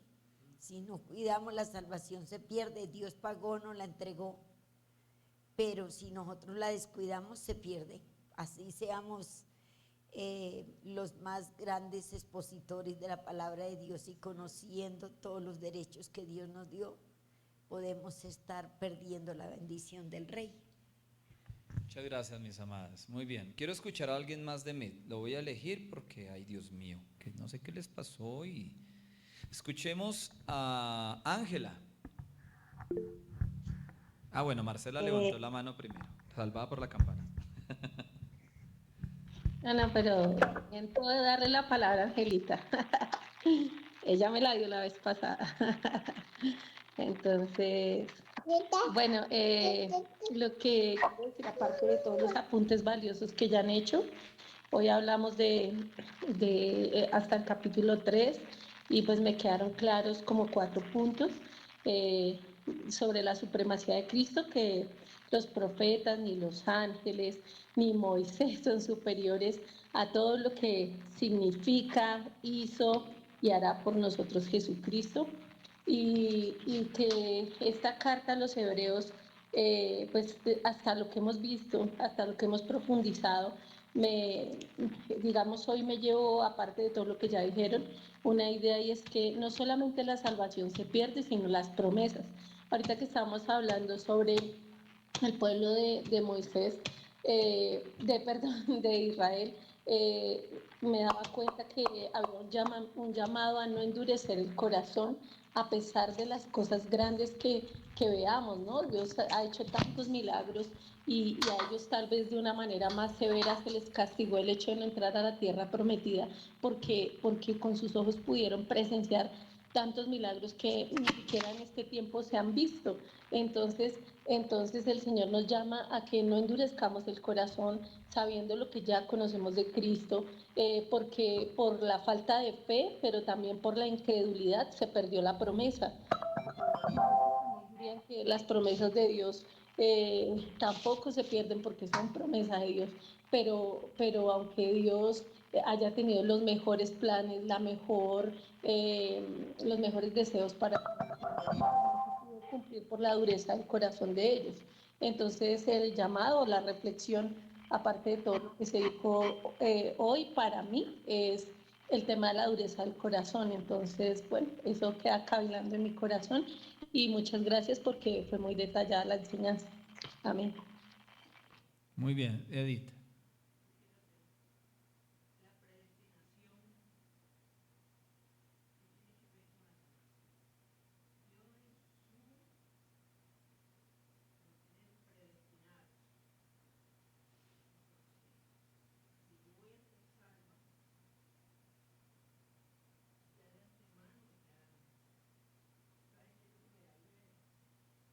La hermana Edith tiene una pregunta acerca de la predestinación. Hay dos posturas importantes en cuanto a esto. Yo creo en la segunda. La primera, Dios destinó a unos para ser salvos y a otros para hacer leña de fuego, básicamente. No hay opción para algunas personas, simplemente nacieron para ir al infierno. Imagínese eso. Imagínese que Dios fuera así. Imaginémonos nosotros, Dios, en cuanto a hablar de la predestinación, diseñó a unos seres humanos para que lo acompañara en la eternidad y a otros seres humanos los diseñó para quemarse en el fuego ardiente por la eternidad. Si eso es así, uno, Dios no es justo. Eso no es justicia.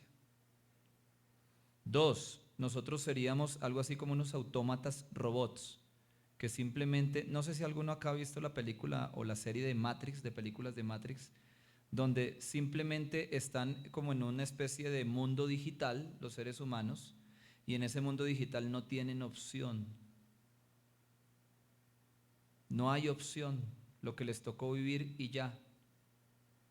Me gusta la segunda parte de esa película, porque hay una opción con una píldora azul y una píldora roja, donde el ser humano es el que toma la decisión de salir de ese mundo y entrar a otro mundo. Yo quiero que ustedes entiendan algo. La siguiente posición acerca de la predestinación es la siguiente. Dios ha predestinado salvar a toda la humanidad y está en cada humano, ojo bien, a excepción de Judas. Bíblicamente, el único que nació para perdición, el hijo de perdición, se llamó Judas. Si usted lee la Biblia y encuentra otro, por favor me avisa para yo cambiar de posición. El único, uno solo.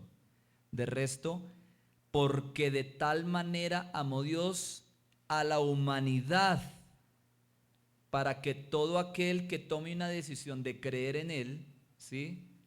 Para que todo aquel que crea en Él sea salvo. Juan capítulo 3, 16, el versículo más famoso del mundo. Juan 1, 12. Mas a todos los que tomaron la decisión, porque existe el poder de decisión y el libre albedrío, mas a todos los que tomaron la decisión, a los que creen en su nombre y lo aceptan, ellos pueden ser. Si me estoy haciendo entender, Juan capítulo 1, capítulo 2 y capítulo 3 es muy claro en esto. ¿Qué le dijo Jesús a Nicodemo? Hablando del libro de Juan. ¿Qué le dijo? Si usted quiere ser salvo, usted tiene que nacer de nuevo. Yo no voy a hacer que nazca de nuevo. Usted, Nicodemo, tiene que nacer. Fue lo que le dijo Jesús, sino, nazca de nuevo, Nicodemo. ¿Qué es nacer de nuevo? Tomar la decisión de Juan capítulo 1. Mas a todos los que recibieron, a los que creen en su nombre, les dio el poder de ser hechos hijos de Dios. Si la primer posición de la predestinación es así, de que Dios diseñó a unos para irse para el cielo y otros para leña de fuego, entonces el libro de Juan no tiene que existir. Arranquemos las páginas del Evangelio de Juan y quemémoslas. ¿O no? La predestinación tiene más que ver con un Dios que ama a su creación, que ama a sus hijos, que ama al ser humano como la corona de la creación y no quiere que ninguno se pierda. Mire ese versículo tan poderoso. Yo creo que es el más poderoso que puede contrarrestar esa teología de la predestinación. Dios no quiere que ninguno se pierda. Si Dios quisiera que alguno se perdiera, pues no tendríamos que predicar. ¿Para qué predicamos? Pregunto yo. ¿Para qué insistimos en predicar? Si finalmente la gente va a ser salva con nosotros y sin nosotros. Nosotros predicamos en el afán de ganar la mayor cantidad de personas para que lleguen a la salvación. ¿Sí me estoy haciendo entender? Y creo que aquí está siendo claro también Hebreos, mi amada Edith. Si tú lees Hebreos te estás dando cuenta que aquí estamos hablando de un tema muy importante, el tema de la salvación, porque es que el peligro en el que estaban estos hebreos al volverse al judaísmo era de perder su salvación, no de que se van de la iglesia y dejan de llevar el diezmo. No, Señor, ese no es el peligro. Dios mío, esto toca decírselo a muchos pastores. Ese no es el peligro es que la gente pierda la salvación, que se vayan a una eternidad sin Cristo, que vivan la segunda muerte, que vayan al infierno, que no sé cómo más decirlo, pero es producto de sus decisiones. ¿Qué le dice el escritor a los hebreos? Ustedes deciden, los estoy exhortando para que, ojo, no se vayan a ir, ojo con eso. Recuerden los de Sodoma y Gomorra, no vayan a cometer el mismo error. Recuerden los que caminaron con Moisés en el desierto, no vayan a cometer el mismo error. Recuerden eso. Si estuvieran predestinados algunos de ellos o todos ellos a perderse, ¿para qué el escritor se toma el trabajo de escribir todo esto? O sea, no tiene sentido, no tiene ningún sentido. Entonces es otra postura, mi amada hermana Edith, otra postura teológica que para mí no es correcta. No es correcta. El tema de la el tema de salvo siempre salvo, no. Y el tema de la predestinación, como lo expliqué en la primera parte, tampoco. Si no, no encontrarías textos como estos en la Biblia, no habría esa necesidad. Aquí no le está hablando solamente, ay, el hermanito que está desanimado y que está casi como, pero no, yo estoy bien con Dios, pero estoy como que este domingo no quiero ir a la iglesia. No, le está hablando a gente que va a perder la salvación por sus decisiones. Por sus decisiones. Recuerden ustedes, desde el principio de la humanidad, Dios diseñó al ser humano con ciertas características. Una de ellas se llama libre albedrío. Todos los seres humanos nacemos con eso. ¿Estamos bien, mi hermana Edith? Perfecto, muy bien. Sí, me refiero a que si la respuesta quedó. Muy bien. Uy, se me movió acá la pantalla. Ay, Dios, ¿qué dice? Ya. Esperen que se me movió un poquito acá. Listo. Muy bien. Hay otra cosa importante antes de que se me pase. En el capítulo 3 habla de un tema muy, muy, muy importante. Y es que Moisés, como sacerdote, recuerden que el tema sacerdotal o la labor sacerdotal era una responsabilidad de ser intercesor, ¿cierto que sí? Un sacerdote tiene una gran responsabilidad de interceder por el pueblo delante de Dios. ¿Moisés lo hizo, sí o no? ¿Y cuántas veces lo hizo?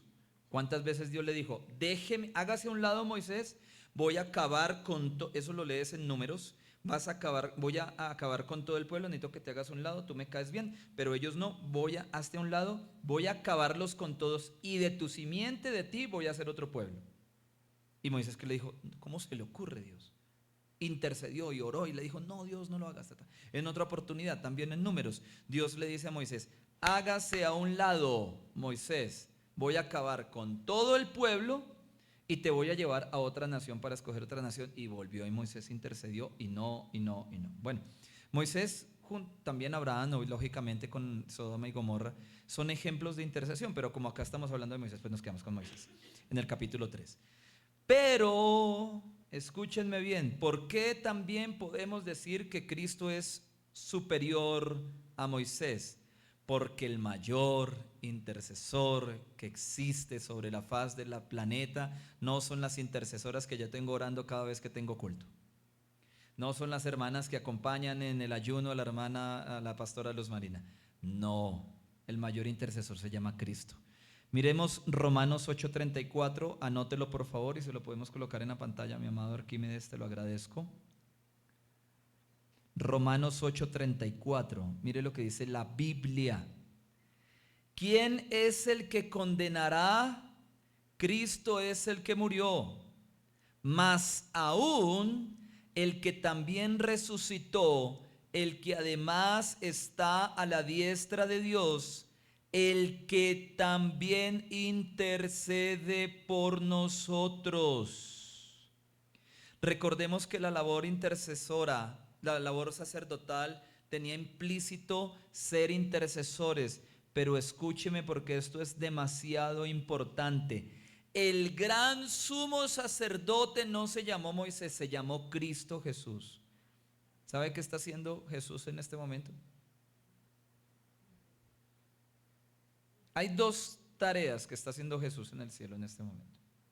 Número 1, está construyendo una casa para Edith, otra para Ángela, otra para Guillermo, otra para mí. A mí que me deje un apartamentico de 47 metros cuadrados desde que yo esté en el cielo no me interesa. Está preparando unas coronas. Él mismo dijo, iré a preparar morada para ustedes. ¿Lo dijo o no? Entonces Jesús está haciendo eso, preparando un lugar para ti y para mí. 2, 24/7 está a la diestra del Padre. ¿Y qué está haciendo? Padre, dale, se equivocó otra vez. No tenemos en cuenta ese pecado, perdónalo. La hermana tal se dejó llevar por la tentación, por la ira, dijo una palabra que no era adecuada. Padre, perdónala.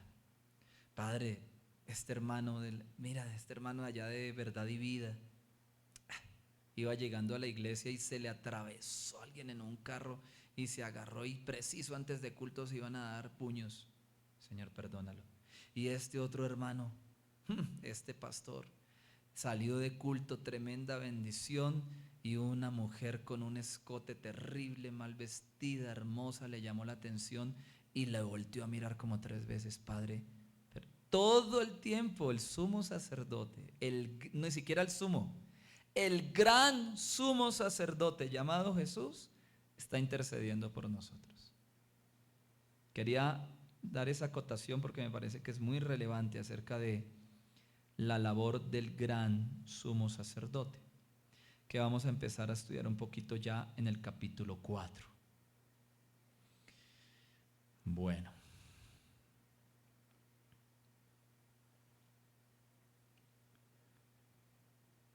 miren,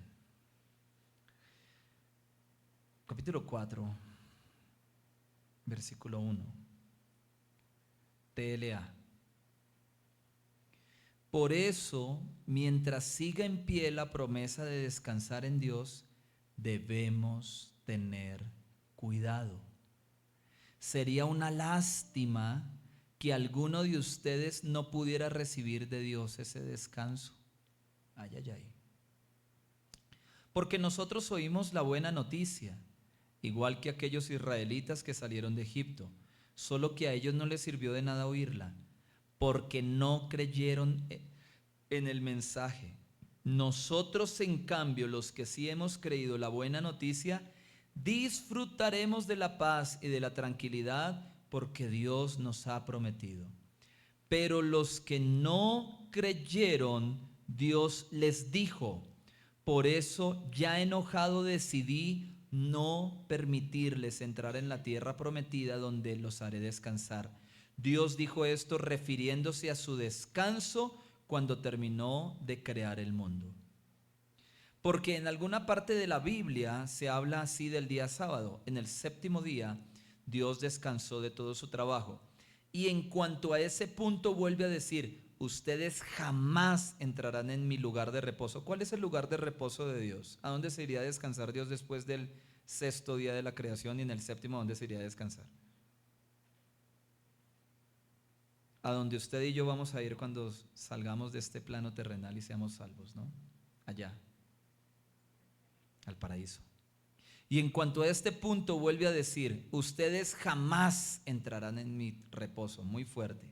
Verso 6: los primeros en oír la buena noticia desobedecieron a Dios, y por eso no pudieron recibir su descanso. Pero la promesa de Dios sigue en pie, porque Él nos dio una nueva oportunidad, como lo dijo por medio de David en el pasaje de la Biblia que mencionamos: si no escuchan la voz de Dios, no sean tan tercos.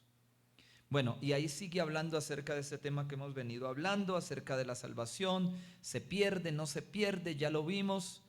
Habla acerca del reposo de Dios. Déjenme leer un poquito acá. Esto, muy bien. Y mire lo que dice acá en el verso 10. Verso 12. Dice: cada palabra que Dios pronuncia tiene poder y vida. La palabra de Dios es más cortante que una espada de dos filos y penetra hasta lo más profundo de nuestro ser. Allí examina nuestros pensamientos y deseos y deja en claro si son buenos o malos. Nada de lo que Dios ha creado puede esconderse de Él, pues Dios puede verlo todo con claridad, y ante Él seremos responsables de todo de lo que hemos hecho. Termina el pasaje así. 14. Jesús, el Hijo de Dios. Jesús es el Hijo de Dios. Aquí reitera una verdad importante. A algunos hebreos se les había olvidado eso. Jesús es el Hijo de Dios y es nuestro gran jefe de los sacerdotes. El gran sumo sacerdote es Jesús, que ha subido al cielo. Por eso debemos seguir confiando en Él. El diablo le puso a Jesús las mismas trampas que nos pone a nosotros para hacernos pecar, solo que Jesús nunca pecó. Por eso Él puede entender lo que nos resulta difícil obedecer a Dios. Eso ya lo vimos, lo reitera acá. Así que cuando tengamos alguna necesidad, acerquémonos con confianza al trono de Dios. Él nos ayudará, porque Él es bueno y nos ama. Mira, aquí hay un punto importante que el escritor a los hebreos le dice a los que recibieron la carta. Les dice: yo sé que ustedes están pasando por pruebas, pero también sé que se están sintiendo muy tentados. Yo creo que eso es algo recurrente que uno trabaja como pastor, ¿no? El tema de las tentaciones en la gente. La gran mayoría de nuestras conversaciones, de nuestras interacciones con la gente, consejerías: pastor, me estoy sintiendo tentado, pastor, me quiero como divorciar, pastor, estoy pasando por esto, por aquello. Muchas de esas conversaciones, cuando la gente pide consejería, si no es porque están en una prueba y necesitan consejo y guía, es porque están pasando no por tribulación, sino por tentación. ¿Y qué les dice el escritor? Reitera: muchachos, hay quien los entienda, hay a quien ustedes pueden acudir, ustedes no están solos, no cedan a la tentación. Y entramos al capítulo 5, donde vamos a encontrar, Hebreos capítulo 5, donde vamos a encontrar resumido también el tema del sacerdocio. y del sumo sacerdote llamado Jesús. Mire el versículo 5. Ahora lo leo en la Reina Valera, volvamos a la versión Reina Valera. Verso 5. Así tampoco Cristo se glorificó a sí mismo haciéndose sumo sacerdote, sino que Él, el Padre, le dijo: tú eres mi hijo, yo te he engendrado hoy. Verso 6. Como también dice en otro lugar: tú eres sacerdote para siempre. Y aquí empieza un tema supremamente hermoso. Según el orden de Melquisedec. Yo quiero que hablemos un poquito de este personaje, Melquisedec. Ya para terminar la clase de hoy, regálame 12 minuticos más. Según el orden de Melquisedec. Muy bien. Hablemos un poquito de él. Vamos a ver algunas características de Melquisedec, porque si el escritor lo nombra es por algo. Escuche esto: era rey de Salem, significa rey de paz. Etimológicamente hablando, su significado etimológico viene del vocablo sedec, que se traduce como justicia. Era el rey de paz y su nombre Sedec se traduce literal como justicia, rey de paz, rey justo. Es decir, Melquisedec funge como sacerdote en justicia y paz. Vamos paso a paso. No me empuje que me tumba. Yo sé que usted quiere saber más, pero espere. Melquisedec, no sabemos el nombre de sus de dónde viene su descendencia, no sabemos el nombre de su padre, de su madre, de sus abuelos. Sin principio de día, sin fin de vida.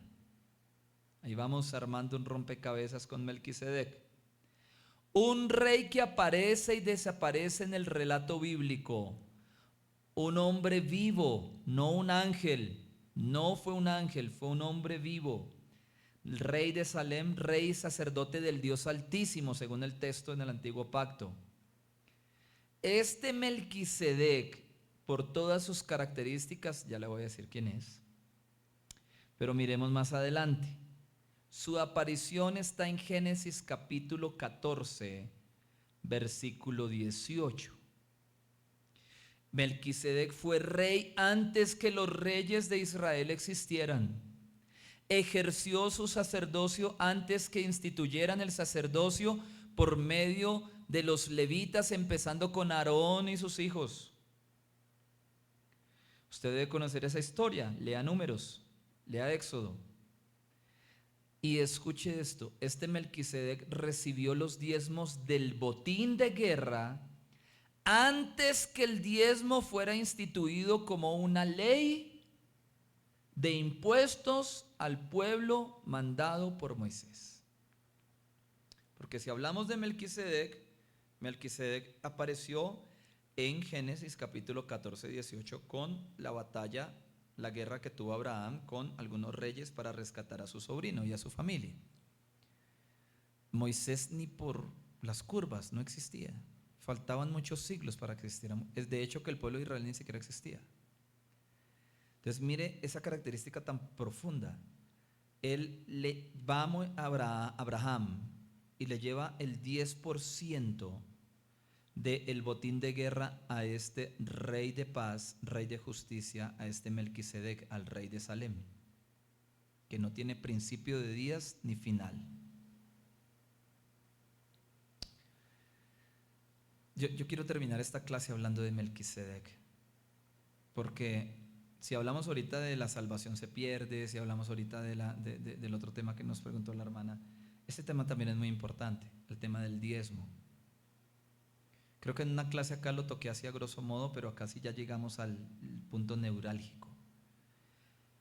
En el tiempo de Abraham, esto es muy poderoso, ponga atención y escríbalo en mayúscula y subráyalo, así con amarillo. En el tiempo de Abraham, cuando habían guerras, no solamente habían guerras y las batallas eran de un pueblo en contra de otro. sino que eran batallas de dioses. El pueblo vencedor en una guerra o en una batalla le adjudicaba su victoria a sus deidades. Para Abraham, ¿quién era su Dios? ¿Recuerda usted Génesis capítulo 12 cuando Jehová llama a Abraham para que salga de su tierra y de su parentela y vaya a un lugar que le va a mostrar, a Canaán? Esa voz, porque Abraham no vio quién le habló, lea el texto, y continuamente él recibe instrucción de parte de Dios. Le dice, vas a tener un hijo, le dice, mira las estrellas, así será tu descendencia, le dice, mira el suelo, y cuenta las pepitas de arena, así será tu descendencia, no podrás contarla, etc. Él ya era un hombre que estaba apercibido de la voz de Dios. Abraham sabía reconocer la voz de Dios. Si en la época de Abraham los diezmos, porque es que los diezmos, estamos tan equivocados con el tema de los diezmos, no son ley, no son mandatos, es revelación. Es revelación. Todavía no he llegado al punto que quiero llegar. Déjeme, no me empuje que me tumba, espéreme. Yo sé que usted quiere saberlo. Los diezmos son revelación.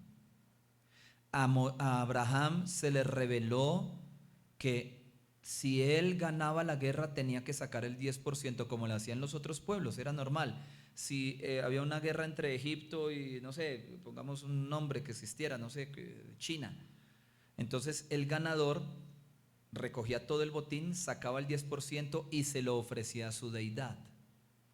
Llámese Moloch, llámese el que fuera, cualquier deidad de esas paganas. Abraham tenía el mismo concepto. Tengo que sacar el 10% del botín de guerra y llevárselo a mi Dios. Recuerde usted, Abraham no había visto a Dios, lo había escuchado. Cuando escuchó hablar a Melquisedec, dijo, yo reconozco esa voz. Esa voz yo la escuché. Esa voz yo la escuché en mi tierra, en Ur de los Caldeos. Ese fue el que me llamó. Yo escuché esa voz. Y les está hablando un profeta al Señor hoy. Aprender a escuchar la voz de Dios es algo tan maravilloso. Y Abraham escuchó la voz. Dijo, este fue el que me llamó. Este fue el que me dijo que mi descendencia, sin tener hijos, iba a ser más grande y que iba a ser incontable como las estrellas que he mirado en el desierto, en las noches, donde no he podido dormir. Esa voz, esa misma voz, yo ya la escuché cuando me dijeron que iba a tener un hijo y que de él iba a nacer una nación. Esa misma voz yo la escuché diciendo, bendeciré a los que te bendijeran y maldeciré a los que te maldijeran. Yo ya escuché esa voz. Este no es otro sino mi Dios. Este Melquisedec no es cualquier sacerdote, no es cualquier ser humano, no es cualquier rey. Es el rey de paz, rey de justicia. Este fue el que me llamó. Estamos hablando de la supremacía de Cristo. ¿Por qué cree usted que hablando, escúcheme bien, hablando de Jesucristo desde el capítulo, estamos en el capítulo 5, ¿cierto? Desde el capítulo, ¿sí? 5, ayúdenme, capítulo 5, en el versículo 5, ¿por qué cree que el escritor de Hebreos se toma el trabajo de conjugar y unir a Cristo con Melquisedec en uno solo? Dice el verso 5, voy a repetir. Asimismo Cristo se glorificó, así tampoco Cristo se glorificó a sí mismo haciéndose sumo sacerdote, sino que el Padre le dijo, tú eres mi hijo, yo te he engendrado hoy. Como también, dice el verso 6, dice en otro lugar, tú, hablando de Jesús, eres sacerdote para siempre según el orden de Melquisedec. Lo voy a leer en la TLA.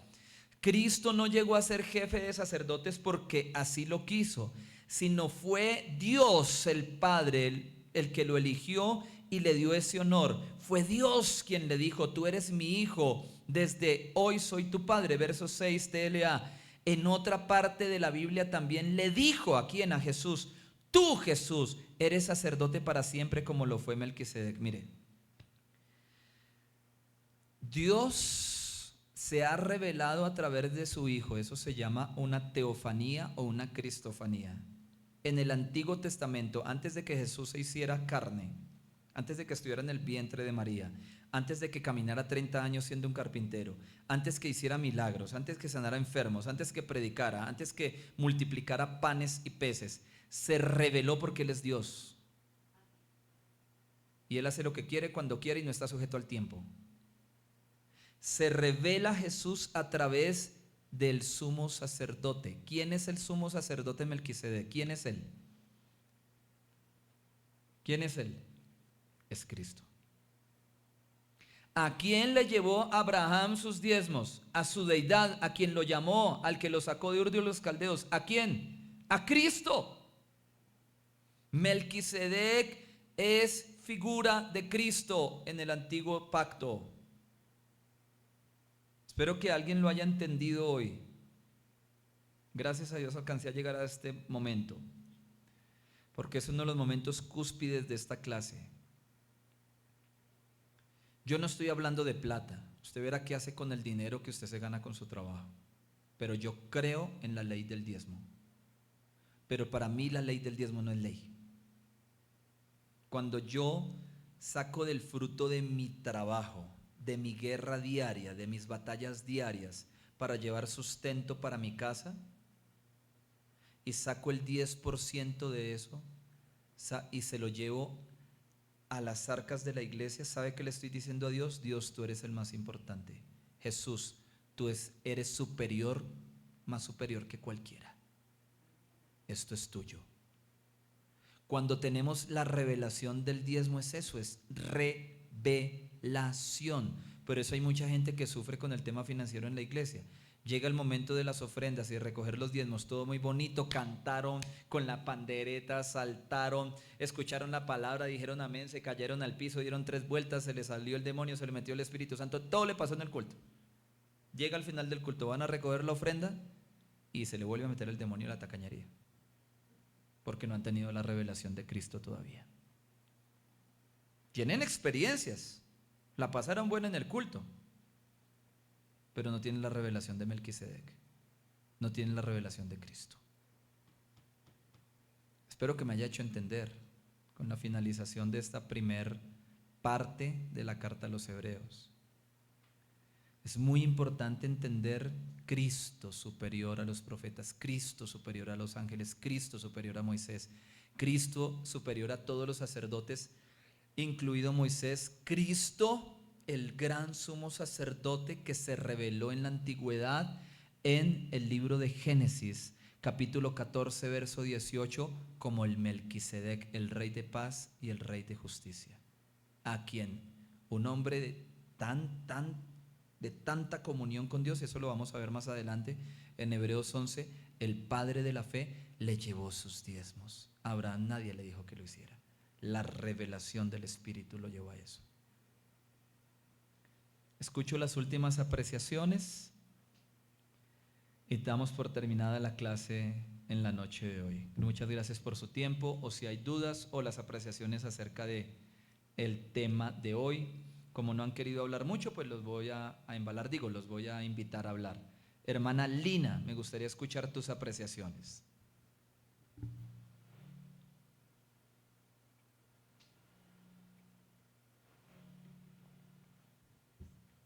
Bueno, la hermana Lina está ocupada con el bebé. Jesús María. Ah, no, ya habló. Hola. Dale. Yo no. Bueno, de la primera parte, de lo de que uno perder la salvación, ¿sí? O el último, o de todo un poco. No, lo que quieras, lo que te haya quedado, tus apreciaciones, tranquila, no son preguntas específicas, lo que te haya quedado de la clase de hoy. Okay. Bueno, especialmente así la primera parte, donde por muy pocas cosas uno puede perder la salvación, y me llamó la atención lo averigüé de un verso que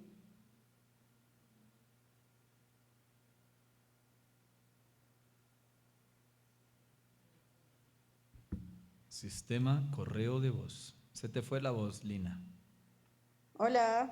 Dale, ya volviste. Rápidamente, dale que se nos está yendo el tiempo. Bueno, averiguaba que más versos decía y decía que sí, que uno pierde la salvación pues muy fácilmente porque pues se sale de la presencia de Dios en transcursos momentos y pierde la salvación. Entonces el llamado es a estar siempre sumergidos en la presencia de Dios para no tener sorpresas. Muy bien. Démosle la oportunidad a Leonardo. Ah, Jesús María lo había nombrado primero, ¿cierto? Dale, Jesús. Tus Buenas noches, apreciaciones. pastor. Buenas noches.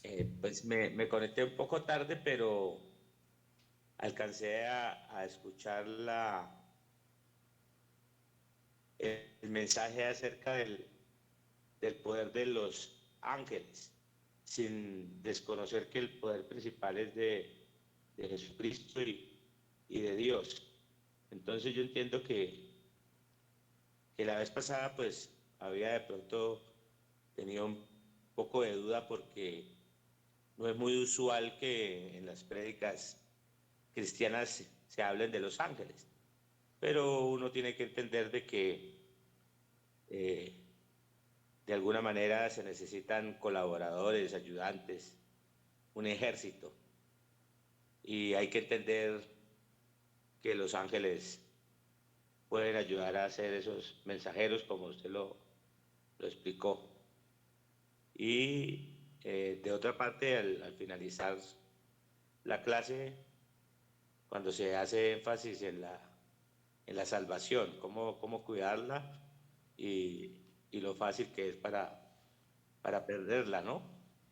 De ahí tenemos que nosotros, es muy fácil decir que creemos en la salvación, pero de bocas para afuera, tal vez muchos dudamos.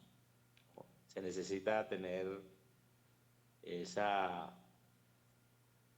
convicción y fe de que sí existe la salvación, de que sí Dios nos tiene reservado un lugar en la eternidad.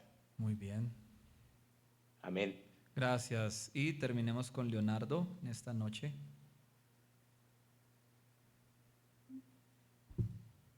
Claro que sí, pastor. Eh, es muy buena la clase porque yo hago como un ejemplo que la salvación es como cuando, por ejemplo, a uno le regalan una cicla, uno desde el comienzo la utiliza, le da mantenimiento, la cuida, y ya después de que pasa algún tiempo, la descuidamos y la dejamos tirada en un rincón y se empieza a oxidar la cadena, se empieza a dañar los frenos, se empieza a dañar todo, ¿sí? Y yo creo que así es la salvación. Dios ya nos la regaló y todo depende de nosotros cuidarla, ejercitarla y mantenerla siempre firme. Gracias, Entonces es Leonardo. Señor. muy importante, sí, señor, Listo. cuidarla como Muy Dios. bien, demos por terminada. Gracias, Leonardo. Gracias a todos por su participación en la clase de hoy. Espero que haya sido de crecimiento para cada uno de ustedes. Recuerde que hasta ahora vamos en el primer parte. Mañana nos vemos con la ayuda del Señor estudiando el libro de Romanos, más denso que Hebreos, mucho más denso. El libro más teológico del Nuevo Testamento es Romanos, así que prepárese, abroches el cinturón. Y creo que en la clase todos son de casa, ¿sí? Todos son de la iglesia, mi pastora. Ah, ok, para los que son de casa y bueno, y también vale la invitación este domingo, ¿no?